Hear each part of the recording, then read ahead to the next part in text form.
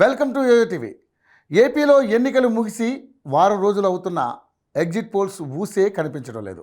తెలంగాణ రాష్ట్రంలో అయితే ఎన్నికలు ముగిసిన వెంటనే ఎగ్జిట్ పోల్స్ను ప్రకటించారు. అలానే ఎన్నికలు ముగిసిన 3 రోజుల్లో ఫలితాలు సైతం ప్రకటించారు. కానీ ఆంధ్రాలో నేటికి ఎగ్జిట్ పోల్స్ ఎందుకు బయటకు రాలేదు అనే ప్రశ్న సర్వత్రా నెలకొంది. అయితే తెలంగాణలో 2023 డిసెంబర్లో జరిగిన ఎన్నికలు కేవలం అసెంబ్లీ ఎన్నికలు. అందుకే ఎన్నికలు ముగిసిన వెంటనే ఎగ్జిట్ పోల్స్ను, ఆ తర్వాత ఫలితాలను ప్రకటించారు.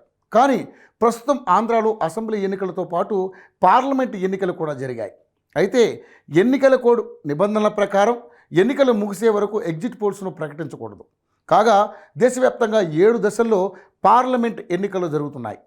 ఇక ఇప్పటికీ 5 దశలు పూర్తయ్యాయి. కాగా జూన్ 1వ తేదీకి అన్ని దశలు పూర్తి కానున్నాయి. అలానే జూన్ 1వ తేదీ సాయంత్రం ఎగ్జిట్ పోల్స్ను ప్రకటించనున్నారు. స్వతంత్రం వచ్చినప్పటి నుంచి ఇప్పటి వరకు దాదాపు 365 అసెంబ్లీ ఎన్నికలు జరిగాయి. ఈ ఎన్నికల్లో 189 ఎలక్షన్స్లో ఓటింగ్ శాతం పెరిగినట్లుగా తెలుస్తోంది. అయితే ఓటింగ్ శాతం పెరిగిన 189 ఎలక్షన్స్లో కేవలం 66 సార్లు అధికార పార్టీ గెలిచింది. 123 సార్లు ప్రతిపక్ష పార్టీకే గెలుపు దక్కింది. దీని ప్రకారం చూసుకుంటే ఏపీలో 2024 ఎన్నికల్లో కూటమి గెలిచే అవకాశం ఎక్కువగా ఉందంటున్నారు. అయితే ఏపీలో ఇటీవల జరిగిన ఎన్నికల్లో ఓటింగ్ శాతం పెరగడానికి వరుసగా సెలవులు రావడం సైతం ఓ కారణంగా తెలుస్తుంది.